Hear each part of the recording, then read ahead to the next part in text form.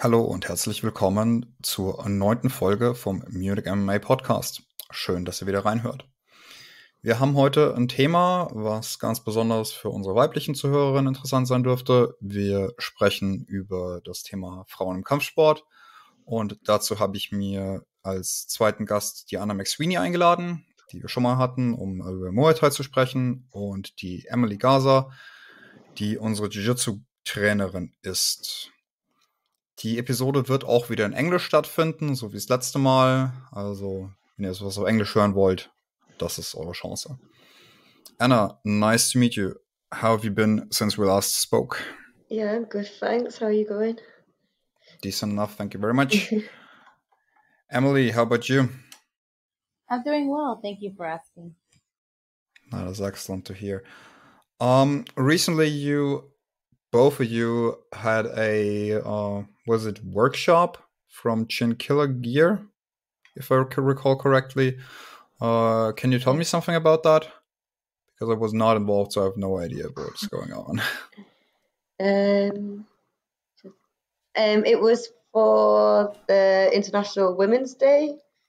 So the girls at Chinchilla put up a workshop, so it was all around Germany, and that we all did the workshop at the same time around the whole of Germany, everyone involved with the Chinchilla brand. And that, yeah, it was a free workshop, I think. Was it free? I'm not sure, but yeah, you could sign up. It was, yes. Yeah, okay, cool. Yeah, it was good. It was just a chance for women just to try out. I think we kind of did it more kind of like a taster session. Mine more Muay Thai, friendly more Jiu-Jitsu, and just to get an idea of it. And yeah, I enjoyed it. Yes. Yeah. Sorry.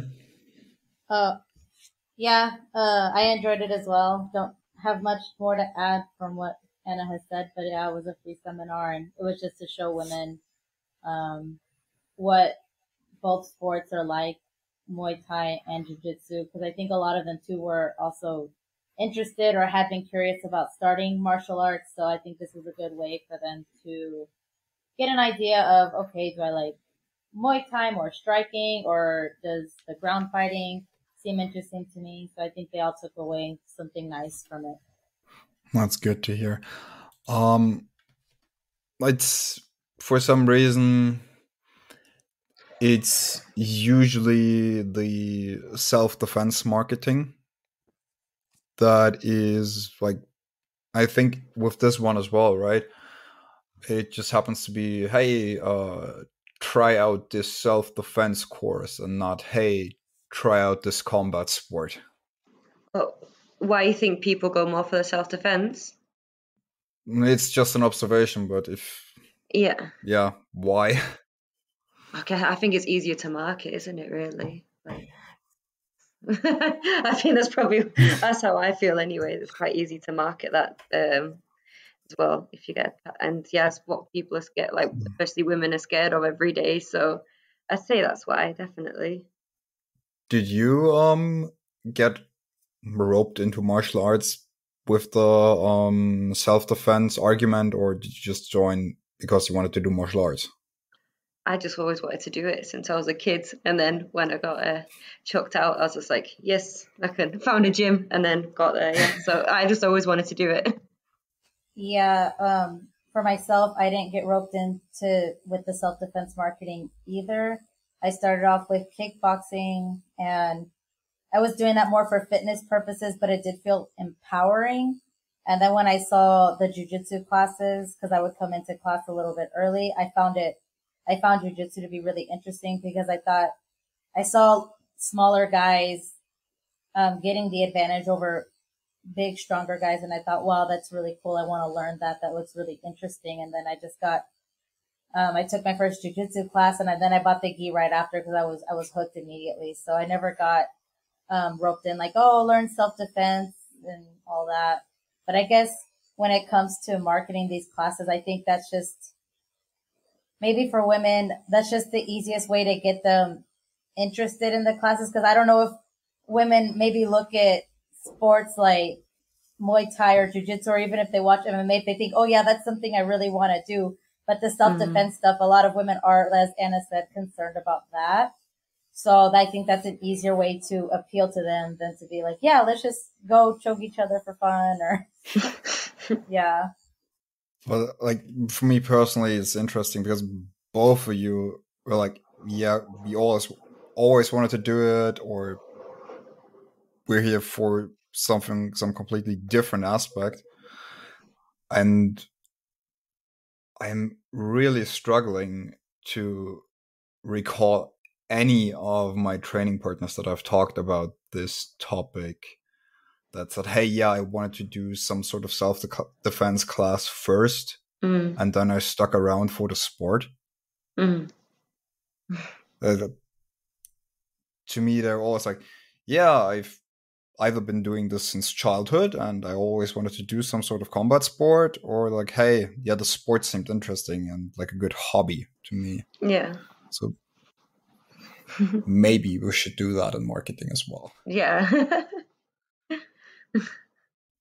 In your classes, do you like more go for like the sporty side of things, or do you actually focus on the self-defense stuff? For me, it's like, yeah, it's more about the actual sport and like, yeah, rather than, because I think if I was in the street, the first thing, I'm not going to try and stand there and like try and like strike him. It's just, yeah, try and get away. I mean, that's the best thing in terms of striking. I wouldn't stand there. So yeah, for me, it's more about the sport itself for me personally. Yeah, in my classes, I don't do anything with regards to self-defense either. One, because I'm not super knowledgeable in it and I don't feel right teaching that. Yes. But yeah, I focus more with the sport as well. And I think it's been quite successful because a lot of the girls in that class have gone on to buy their gis and they come regularly. And I have a pretty regular group of girls, and they've even started training in the mixed classes as well. And not too long after they started the women's classes. So I think there are women that are coming into these classes. They're curious, and then they do get roped in from the sport aspect. Mm-hmm. I think another way that you can rope women into it, especially, I think this is easy to do, especially with like kickboxing or Muay Thai, is with the fitness.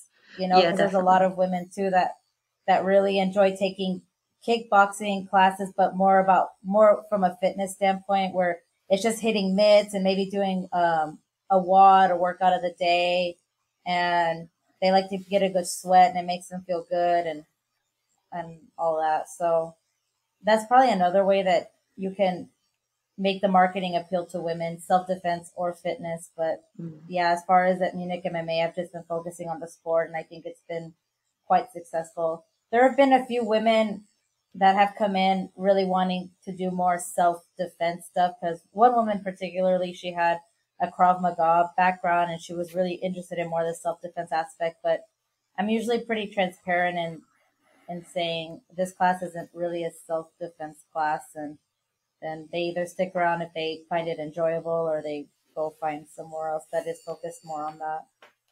In general, we're not focused on self-defense, right?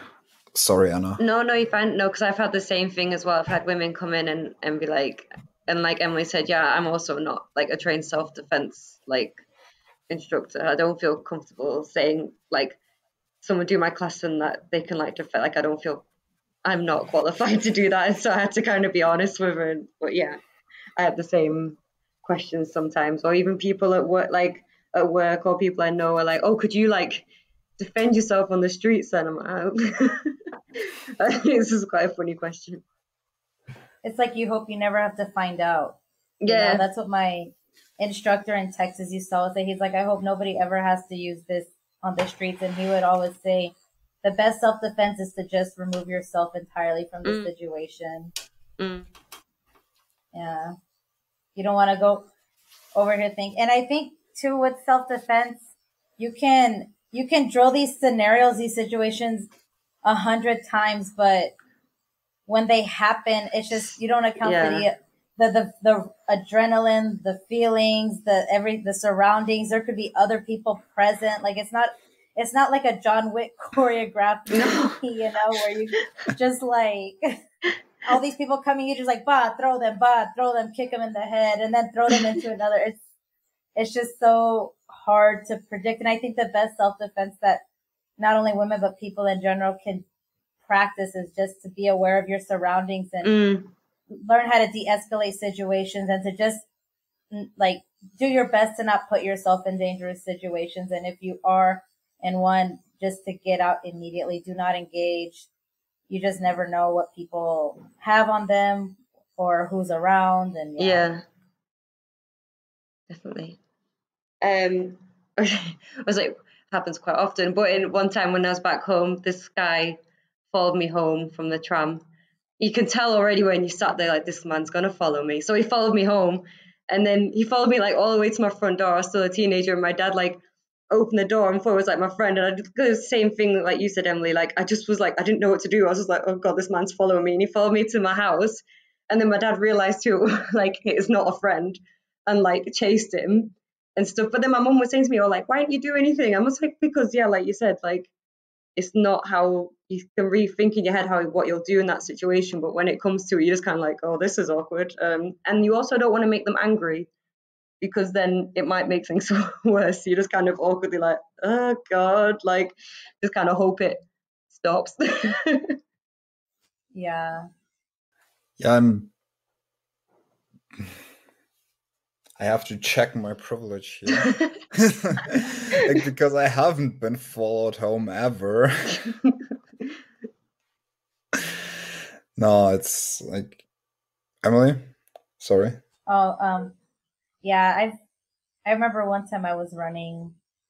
This was back in Texas, and I had somebody in a white truck pull up on me and try to talk to me, and I ignored them, but then they like drove ahead of me and pulled over to the side of the road and like right in front of me. Oh, Jesus. And of course, like, could I have interacted with them and been like, I have my jujitsu, I'm ready to go, whatever happens? I guess so, but my immediate instinct was to stop, and I ran across the street to where, cause it was like two-way traffic, so they couldn't easily like get out of the car and like use the car to follow me. And I just ran into the nearest gas station. Yeah, that's smart. Yeah. Because we've got places in England where they have a sticker in the window to say if it's a safe place to go into if you get in like trouble, which is quite smart. So, yeah, that's a good shout. Yeah, I wouldn't, even if I had been taking self-defense classes, or even if I was, like, we're in Texas, you know, even if I was carrying a weapon, I still would not want to put myself in a position where I have to, like, fight for my life or even, like, harm somebody else, even if they are trying to harm me. It's a very traumatic experience if you think about it. Even if you come out on the other side, you have to wrestle with the fact that maybe you really severely harm somebody with a weapon. And that's, I think, very traumatizing. So for me, my first instinct is always like, okay, what's my nearest exit? Like, where's my nearest exit out? And I immediately look for that. Yeah. No, that's smart.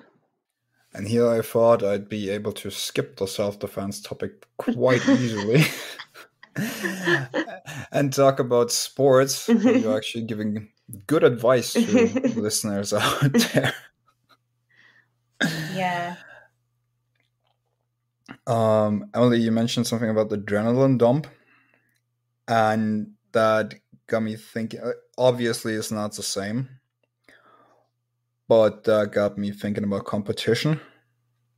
I mean, that's like the closest thing we have to something actually happening, and the adrenaline dump there. Yeah. I mean, even just think about it from, you know, just the sport aspect, training and drilling. How many times can you drill an arm bar or a triangle or any technique? But then when you try to do it on somebody who's not letting you, it's just completely different. You know, it takes a lot of time and just being in that situation to finally be able to know how to set it up in a life situation. And you don't get that. I mean, I could drill how to dodge a knife attack or disarm somebody with a gun or disarm somebody with a knife, but it's like you don't get to drill the situation itself or be in the situation, hopefully never be in the situation itself. So I think it's a bit difficult to translate what you learn in the self-defense class into the real life world, because the first time you're going to do it for real is in a bad situation. And I know too, when you're in competition, we all go in with like, okay, I'm going to do this. I'm going to shoot for the double leg, and then I'm going to pass the guard, and then I'm going to mount, and then I'm going to arm bar. Sounds easy enough, right? Yeah. But how often does your plan of attack actually go according to plan? Or if it does go according to plan, how often did it happen effortlessly, right? Yeah, you get nervous. There's people watching you, coaches are shouting at you, your opponent's coming at you with all their might, and you have to calm yourself down, and it's hard. It's really hard. How much does training with people that are not your body type influence how you compete, right? Because if you don't have people that are roughly your size, then you obviously roll or spar differently with them. And that's something you pretty much face every single session we have. But then when it comes to competition, when you compete against someone, they're roughly your size. So how you prepare for that, actually? That's a good question, because I know we've talked about how men and women move different, right? On one hand, I feel confident going in because I know, okay, I have done this on people who are bigger than me, but on the other hand, I've been surprised in a tournament and encountered obstacles that I don't typically encounter in training, because women tend to roll differently than men. They're more flexible. They play a different style, and maybe that's not a style I don't encounter often. So as far as preparing for that, that's a good question. I have to think about that, because a lot of the times I find that I just do my absolute best against what's put in front of me. And if I don't have an answer at that moment, thankfully we record it and we can troubleshoot it and you grow from it, right? But yeah. Is it different in striking?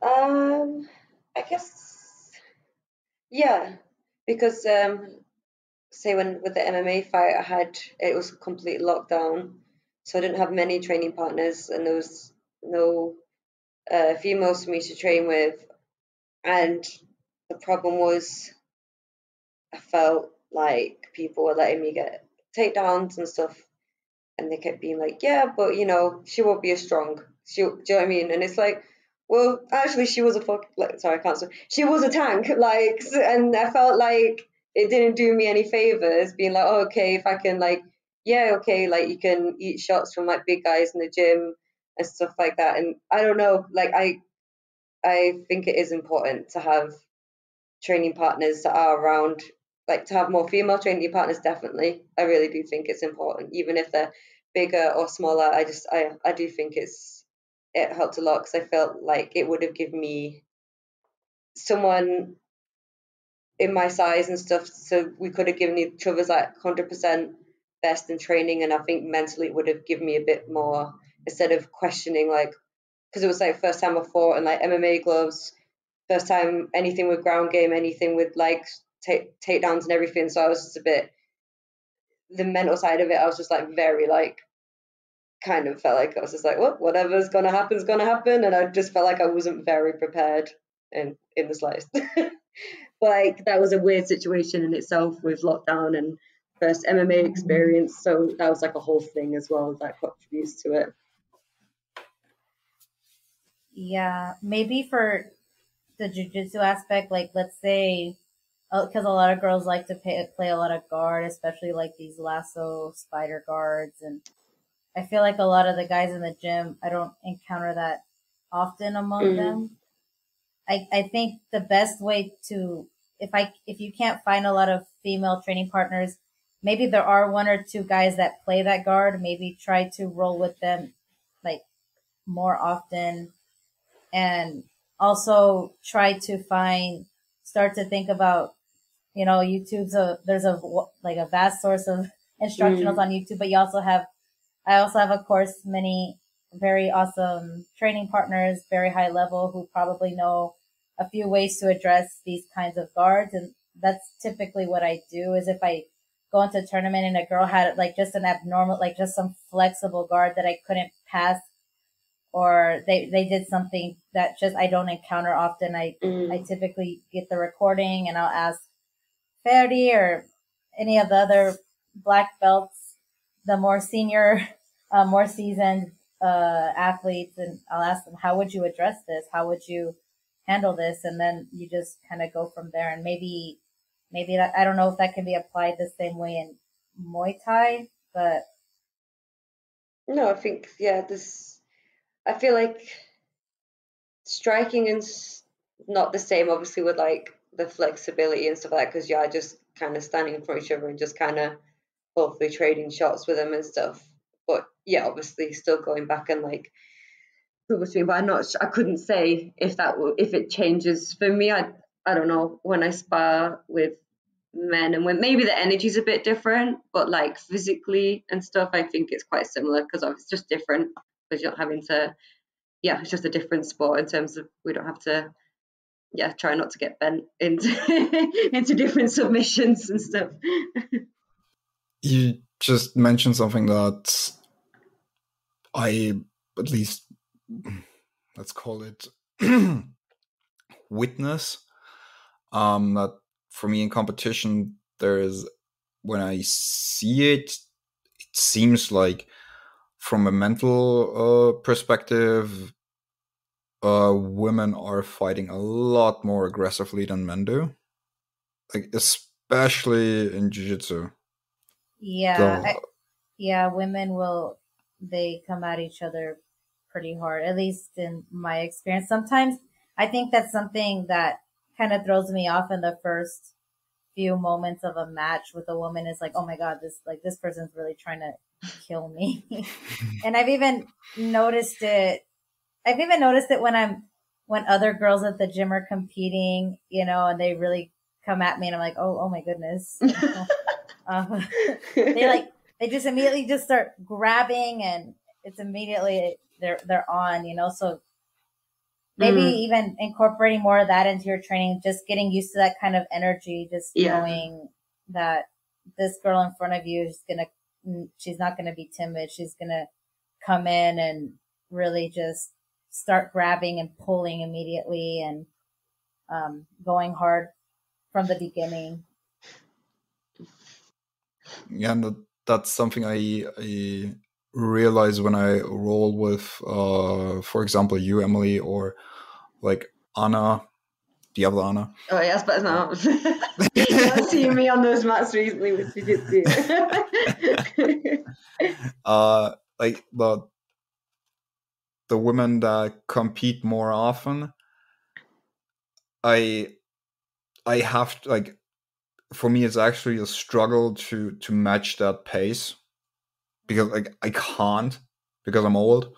So it's something that, like, okay, I need to calm you down, like, stop, you're not moving anymore. Yeah, that's where the smash comes in. The smash and the top pressure, the sweep and then top pressure. I have now, because I thought maybe it was just me, because sometimes I think I am a bit too relaxed, especially like after, so much Muay Thai, the first 2 rounds, you're just like just seeing what's going on and like just collecting data from your opponent, you like pick up the pace. But I have noticed it when I do jiu-jitsu, I'll be just like chatting to the training partner, and the beeper goes for like the round, and it's just like, and I'm just like, oh, like takes me a minute kind of thing, and I'm already like, they've already like with the, like you said, like mainly with like other female like training partners, yeah, it is more just straight as soon as the buzzer goes, it was just like on. I was just like, okay, and then they've already like passed my guard, and I'm just like, So I'm now, yeah, I definitely have noticed that thinking about it, which I think is good, definitely. And maybe it's like that too, because correct me if I'm wrong, in Muay Thai you have multiple rounds with the same opponent, right? Yeah. Oh, yeah. At the competitions, it's only a one. Yeah, like it's a tournament style, so you have to.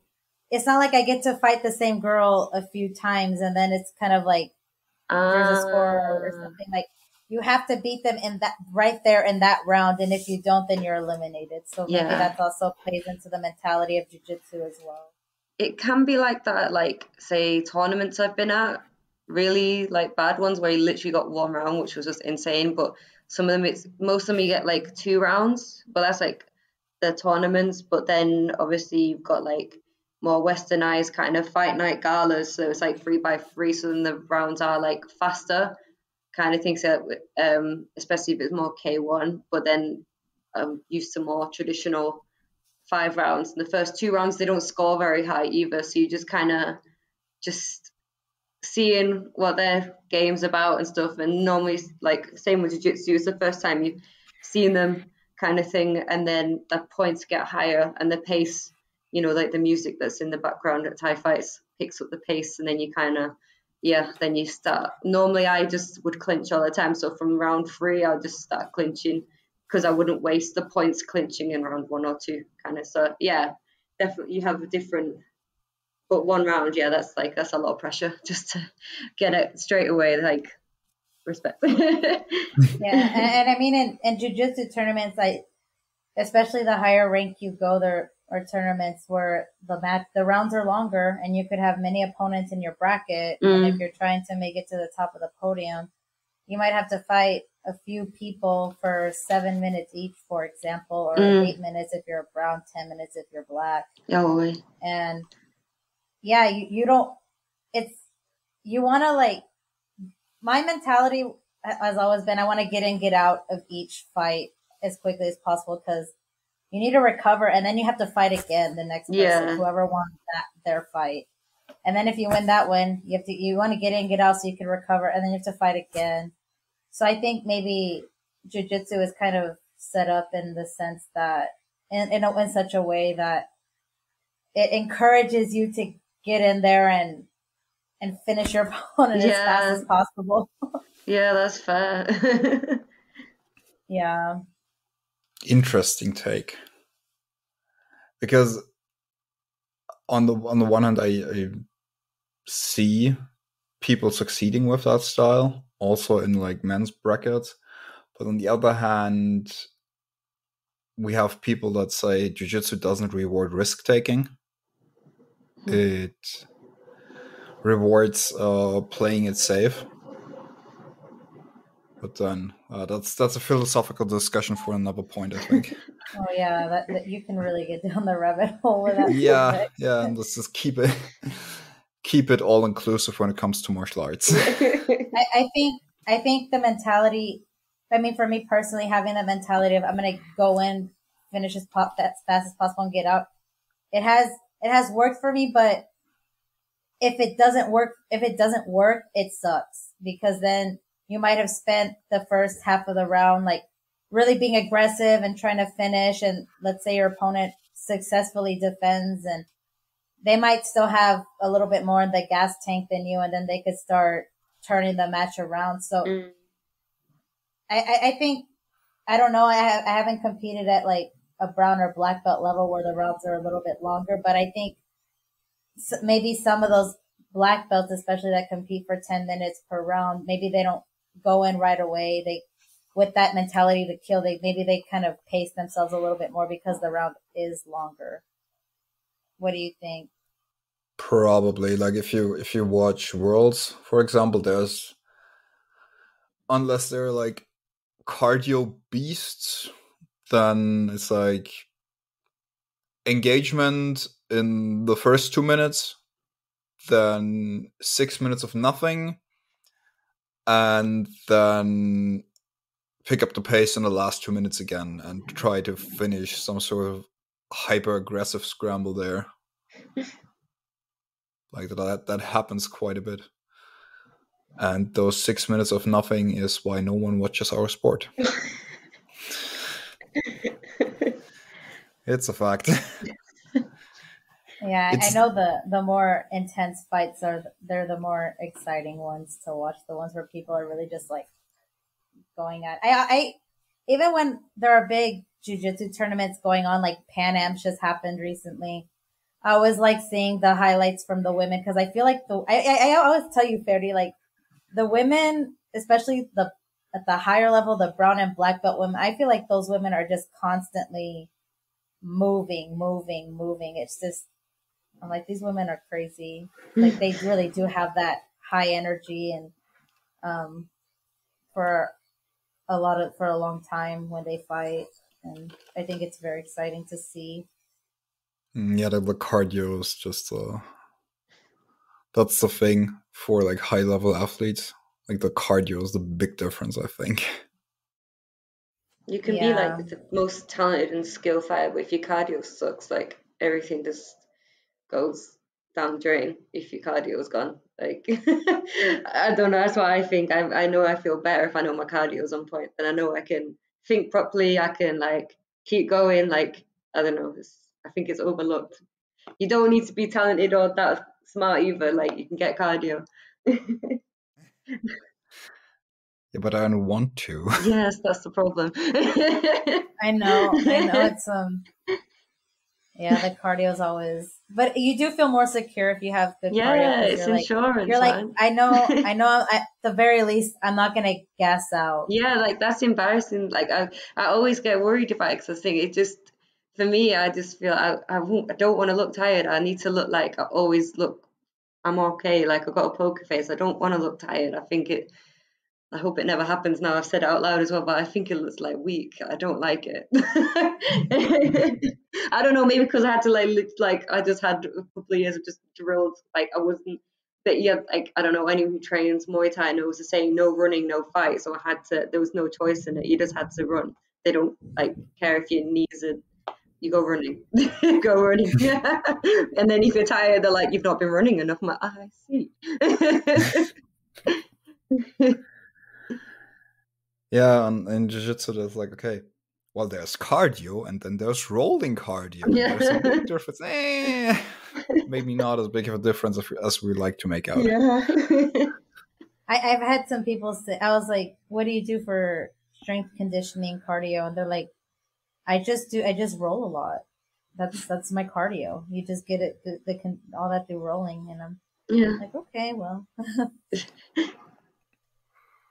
Yeah. It's like, okay, then how are you rolling? Are you rolling intensely? Because I could see if you're rolling like really intense matches where there's a lot of scrambles and you're really fighting hard, then maybe you can make an argument for it. But are you rolling kind of light? You know, I'm just gonna I'm gonna pull. I'm gonna like kind of chill and guard for a little bit, and then okay, I'm gonna do. You know, how are you rolling? Very true. Speaking of how are you rolling or how are you sparring, how do you like take that up against A, bigger dudes, B, new female students? I actually had someone ask me the other week, like how to spar, like she said, like specifically like bigger guys, and I was just saying, just you kind of have to take.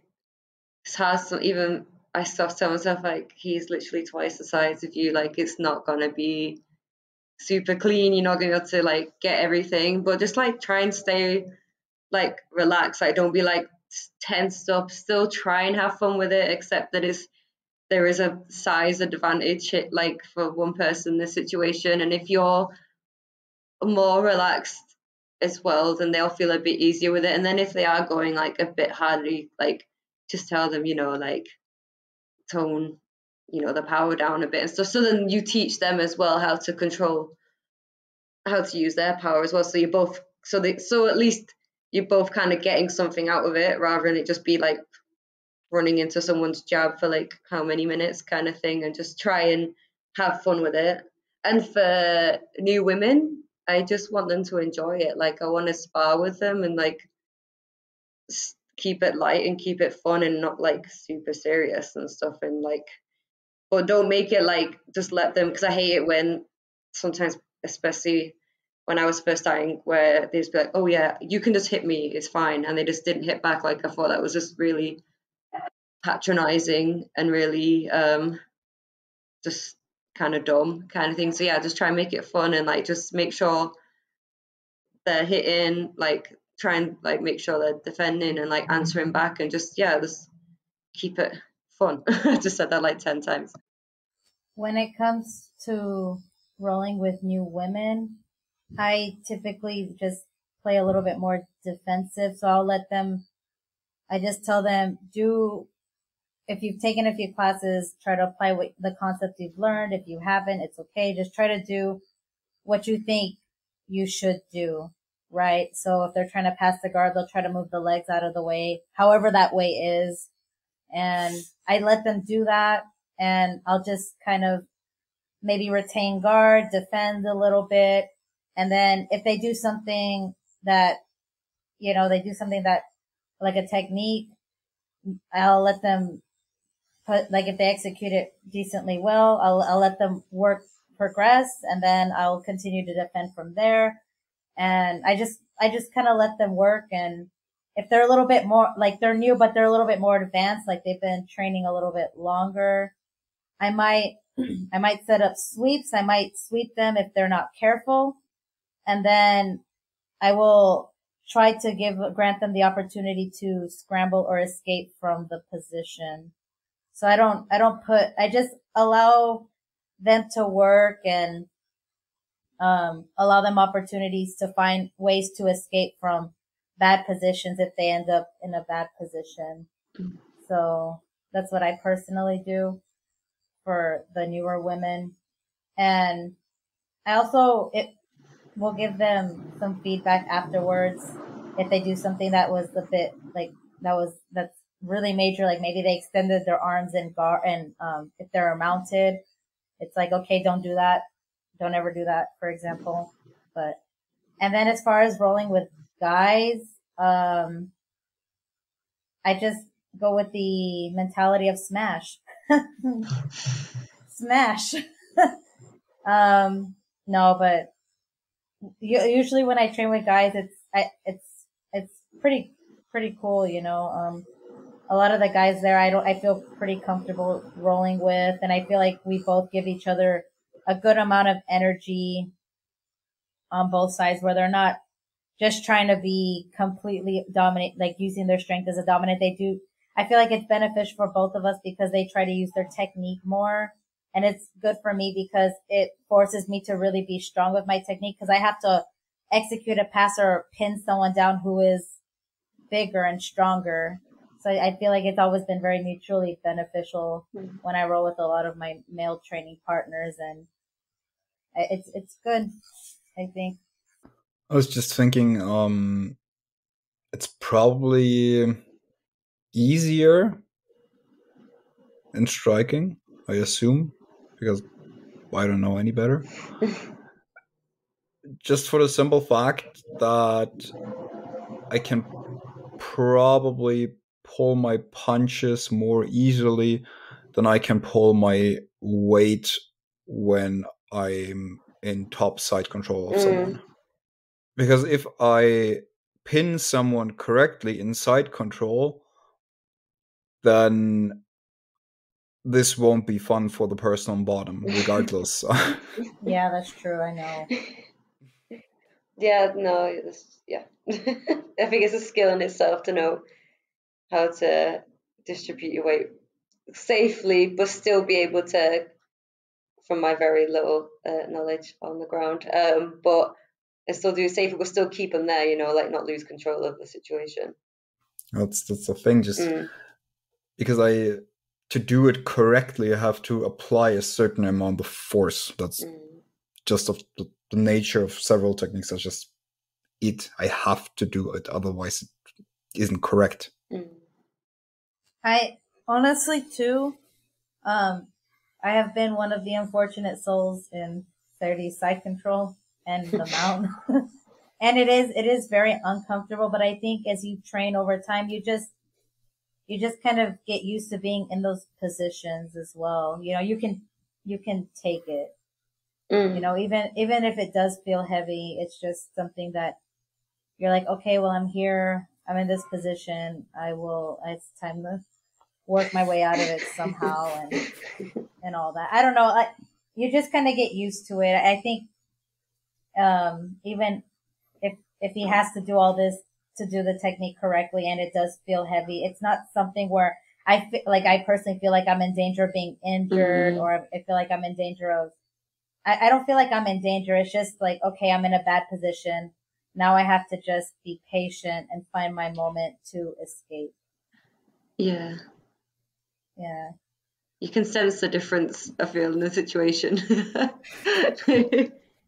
You can sense what? I can like sense the difference. I'm like, oh, this isn't fun, but I know I'm not gonna like, they're not gonna break my ribs, but I'm just like, this sucks. Yeah, yeah. You just, and that's what I try to tell the girls, the girls too who are newer, because they're like, how do you handle rolling with all these dudes? I'm like, honestly, it just takes time. There's gonna be a point where you're not afraid to get like swept. You're not afraid to get thrown. You're not afraid to. You're just not afraid. It just becomes part of the sport. Like it just is. Yeah. And I think that's what's such a nice thing about the women's classes, because it allows them that safe space for as long as they need to get comfortable with those positions with people who are with other women, with women who are more their size. That way they're not surprised when they're like mounted. Maybe they're just not comfortable being mounted in general. Yeah. And then to add on top of it, it's a man mounting them. You know what I mean? So I think that's the beauty of these classes. It allows them a safe space to get acclimated to the nature of the sport. And then when they're ready, they can go ahead and they can try rolling in the mixed classes. And I tell them too, you know, when you go to the mixed classes, I don't mind going with you. That way, if there is another woman there, or I advise them to roll with, you know, higher belts like Ferdi or other people who are more seasoned, who are more controlled. Yeah, and definitely. I just let them know what they can do to be safe when they do decide they're ready to go to those mixed classes. Yeah, the thing with the more advanced people, that always strikes me as unfortunate, because when you have tons of beginners, usually they all train together, and I can guarantee you that if you have a jiu-jitsu basics class and there's 2 new people there, for whatever reason, if I don't tell the upper belts in that class or the higher stripe people in that class, hey, pick one of those beginners and train with them, those 2 beginners will train together. And then, and that goes for regardless of gender. It's usually those 2, when they're not compatible, character-wise, physique-wise, whatever, then one of them gets hurt and never shows up again. Yeah. And I don't know how it's in striking, but I assume it's similar if you actually spar. Sometimes, I wouldn't let them spar. Yeah. Not a smart idea. Yeah. No, but sometimes a lot of proper trainings, they'll come together. So then if they come together and they come to each other, then I'll leave them to work together. But if it's one person, then maybe, especially even better if it's an odd number, because then I'll put them with like 2 people who like more experienced, and then they can work with each other and then like help then the proper training feel a bit more like involved and like help them along too. And I don't know, try and mix up so it's not too much. Yeah, you should be wanting to help others in the gym and stuff. You shouldn't feel like a burden. Just, you know what I mean? You should be wanting to feel like, I don't know, you want to kind of people to like the sport that you train and like help them out a bit too. So yeah, just always but with jiu-jitsu, because you have pretty much every session's rolling, it's difficult. Yeah. Yeah, I usually go ahead. Sorry, you go ahead. Yeah, I usually tell really new people, I ask them how they feel. Like, are they curious to try it? If so, then I'll try it. I'll let them try it with me or someone who is more experienced. But a lot of the time, like sometimes they're like, yeah, I'd like to try to do the positional sparring if we start doing that, or the rolling. But sometimes they're like, you know what? No, I just want to watch to get an impression, and just kind of go from there. But yeah, if they do want to try it, I typically will be like, okay, well, come with me and we could do a round together. Or if there's someone else who's more experienced, that they can go with them and they let them work and they kind of give them pointers as well. So it can be a positive experience. Yeah. But you definitely don't want to just throw them into the shark tank. No. That happened to me once, and I was like, but what do I do? Like, I was just, because a different gym, he was like, just roll. I was like, I don't know what that means. Yeah, just do it. I know. Just do it. Yeah. I was like, what? Because I didn't even have I had a big sister, but she wasn't the type of sibling to be like roughhousing and stuff like that. So I had just like, I don't know what's going on. If you're on top, pass the legs. If you're on bottom, try to stop them. I didn't even know what the hell that was. Like, I've heard that explanation used before. Actually, like the object of this whole sport is if you're on top, you want to get past the legs. Yeah, they're like, get to the head. Yeah. If you're on the bottom, you don't want that to happen. Easy. I'm like, well, I guess so. That's jiu-jitsu, that end. They're not wrong, I guess. Yeah. Like, if you have a prior understanding of jiu-jitsu, the explanation makes a lot of sense. If you don't have a frame of reference, then it becomes hectic. Exactly. And then I'm trying to put myself in because I'm very far removed from this. We've been all training for so long, so I'm sure we don't remember what it's like to be a complete beginner. But then they give you that explanation, then you have to try to think like, okay, I have to pass this person's legs and they're not going to let me. How do I do that? Like, how do I, how, just how? And you start trying to move and then they like bounce back and then they're in front of you again. You're like, what the hell? How do I do this? So yeah, I try to remember how it was when I was first starting and when I didn't have any techniques. And even when you learn techniques, it's still like trying to remember. I always get asked this question too. How do you remember what to do when you roll? Like, how do you remember all the steps to do a technique and all the details? And man, I just tell them, honestly, you learn these techniques and then you just have to try them and you're going to fail many, many times. But one day you're going to get it. and then it just gets easier with time, because it just all becomes a little bit more. You have the concepts of how to make an arm bar happen, how to make a triangle happen, that you start to just like pick up these techniques a lot quicker, or you start to see them in different scenarios where you're like, oh, I never was taught how to do an arm bar from this inverted position, but I see because I understand the concept of how to do an arm bar. Yeah. So that's always another thing is like you're trying to pass this person's guard or you're trying to sweep them, but then you're also trying to remember, okay, we learned scissor sweeps today, so I have to grab here. And then, okay, I have to get on my hip. Oh crap, they already like sprawled out. Okay. So that's a whole other aspect that I try to remember. It's not easy.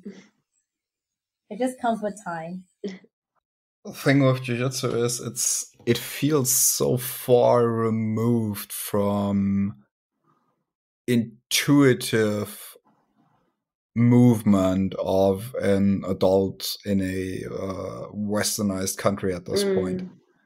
Like, we're pretty sedentary people, and like we run if we want to be fit, or we do cycling or whatever. With Muay Thai, people assume they know how to punch, I think. Yeah. And kick and And so like they... Because you've seen it in films, or I don't know. Yeah, maybe you got into a lot of like bar fights on a night out, but it's not the same. Like, Yeah, that's why I think that they assume it, how to do it, but they don't really. So how do you go about that, like beginner wise? Like how do you teach people actually to throw a proper punch? It can be frustrating if someone comes in, especially if maybe they've done like a different sport, like I don't know, they've done taekwondo or something, and it's just different, like it's not the same, and I'll appreciate it, and I guess it is like, but you've come to a Muay Thai class, so like stuff's gonna be different, and the way I explain things, and like even like the stance and everything, and just the way you fight is different and stuff, and all you can do is like show them and tell them like how, but it's just a problem if someone is, because you do get it, they've come in and they think they already know it, and if they're just not willing and they think they know better, then I don't know if it sounds bad, but it's just kind of, there's only so many times, and if they don't want to think that if they know better than you, then I just think, then why should you come to the class? I don't know if that sounds bad, but I don't know, like it just wouldn't, if you don't want to get coached, then you can't really come into a class and then just keep ignoring just basic stuff like, yeah, okay, Muay Thai, hips are forward, but then keep standing like sideways on like you're in a karate class. Like it's not the same thing. Like it's not, and just think that you know better, then it's just a kind of disrespectful. And then if it's just constant, and then eventually maybe they'll get to sparring and realize it's not working, and then maybe that might be the situation, maybe like that might make them realize. But if not, then I don't really know. I don't know if that's bad for me to say, like from coaching aspects, but it's like talking to a wall if it's like that. It doesn't happen very often, thank God, actually. Most of the coaching time is very pleasant and people are asking questions, and yeah. So every once in a while. To stay with the disrespect, how do you fix the girl punch? The girl punch? Yeah, it's definitely not just girls that do that. Like I just gotta give them the pointers, make them like explain the mechanics of it, like why we're gonna keep your like hands at a certain, like you're not having by your chin, and why we're gonna like shoot it from like the hips, like extend it forward the shoulder and keep your chin down and keep everything like explosive down the middle. And once you kind of explain the reasoning to why everything is the way it is, like I don't know, I'm not going to punch my chin up in the air because then I'm open. If I punch my chin down and my shoulders rolled into, then I've also got protection on both sides of my head. Do you know what I mean? Rather than, once you kind of explain there's a reason to it, as well as it causing damage, it's also protecting yourself and it being faster, then most people will, even if they can't like physically do it straight away, they understand and they're like, okay, and you can work on it. So I don't know, for me, if you can explain why things are the way they are, makes everything 10 times like easier. Can't explain, that's just how it is. Nah. Yeah, the why is usually the way to go.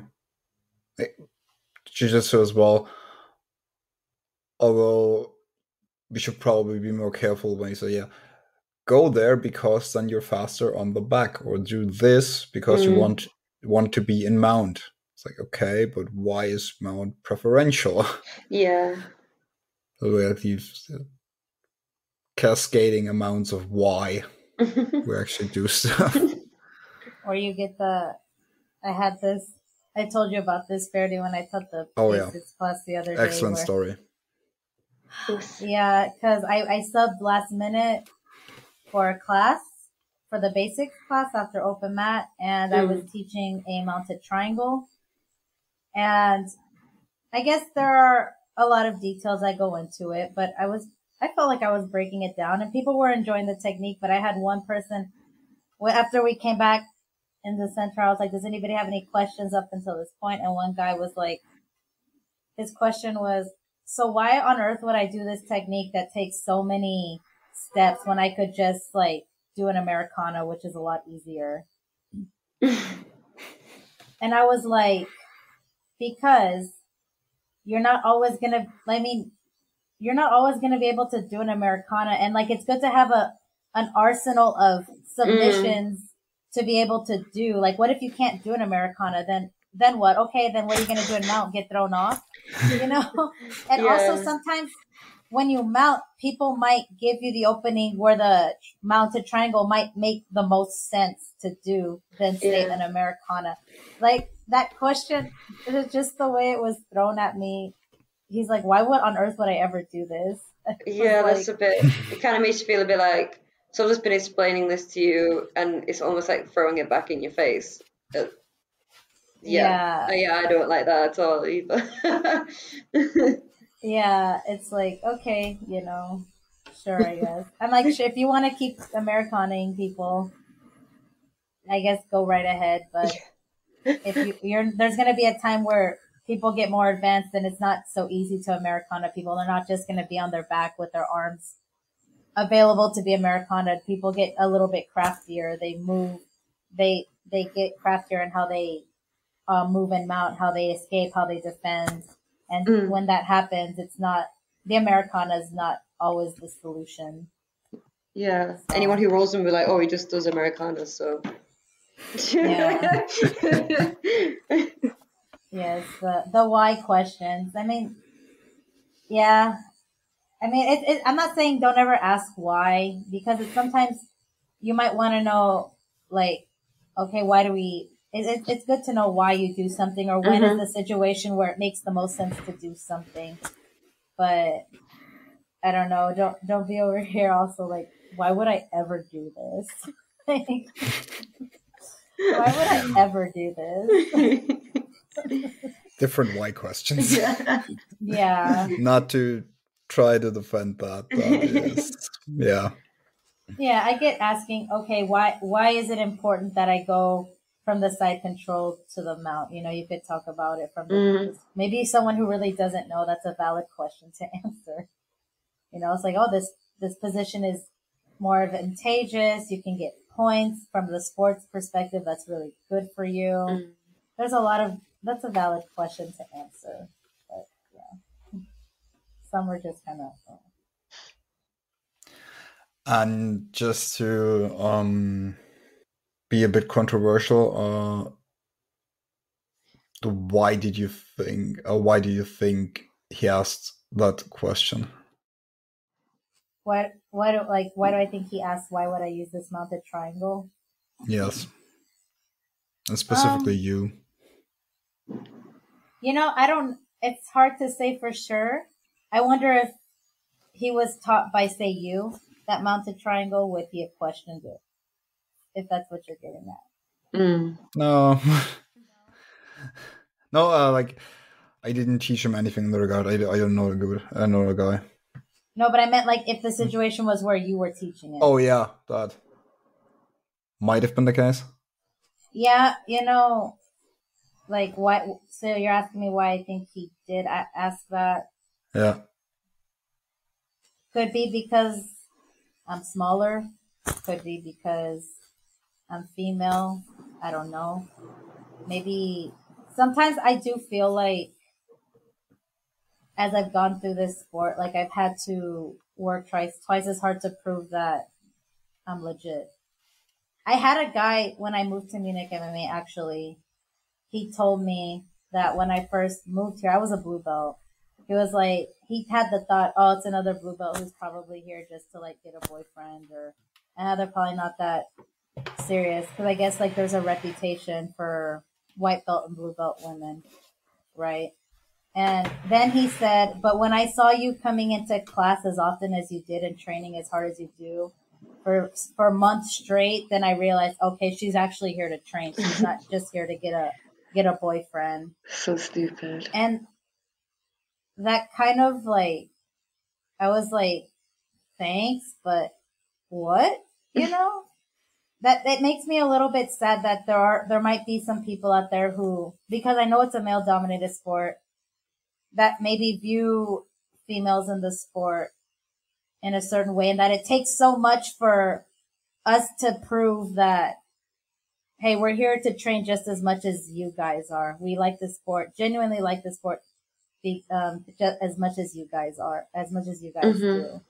And I feel like women have to really work twice as hard to make that evident. No, because you always get like creepy DMs and stuff.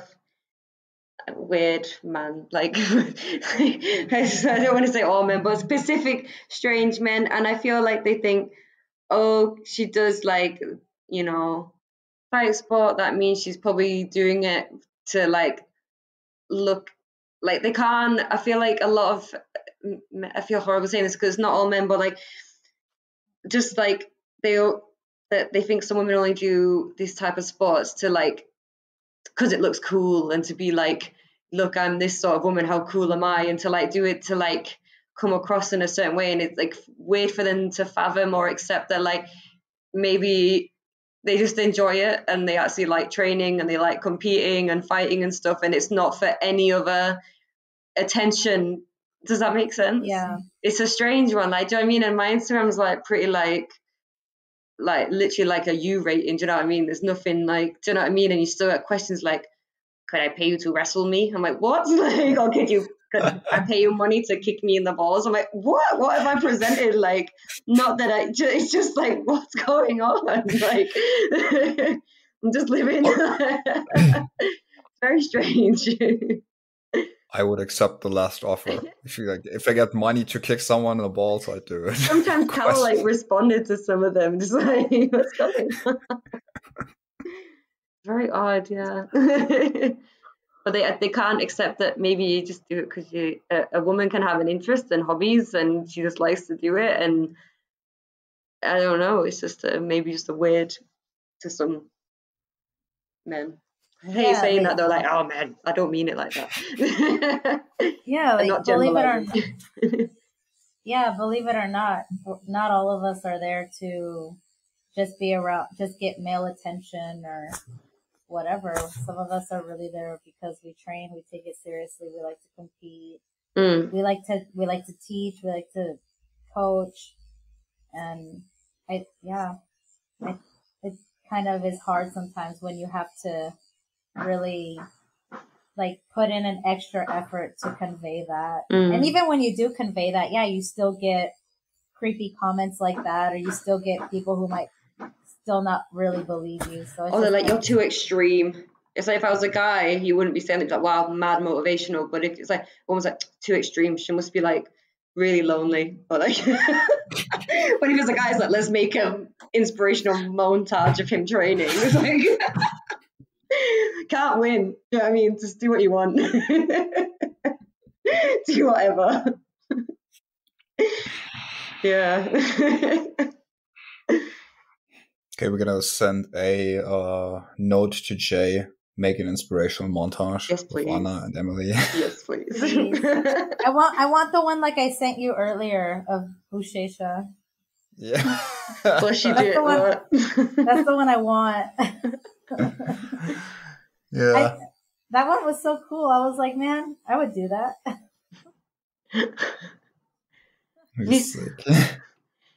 Oh, there's that gym where that guy, I can't remember what he's called, but he's like, he's this coach, and he just like punches all his like students like in the face like really hard in their bodies and stuff like that. And it's just because they're like proper manly men, and that's like, it's gone viral a few times. He just slaps them about, and he's just like, oh yeah, could do some stuff like that maybe.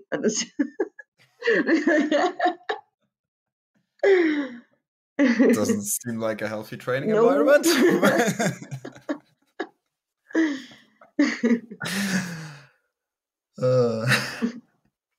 All right, we're over an hour already, and I'd say let's end it on a high note. And if anyone wants to do a part 2, I'd be honored. And if anyone wants to hear a part 2, I'd be honored as well. So thank the both of you for joining me. I had a lot of fun and I learned a lot of things. Thank you so much. Thank you. Yes, thank you for having us. I would definitely be open for a part 2. Yeah. Thank you. For everyone listening, thank you for tuning in, and I'll hear you in the next one. Bye.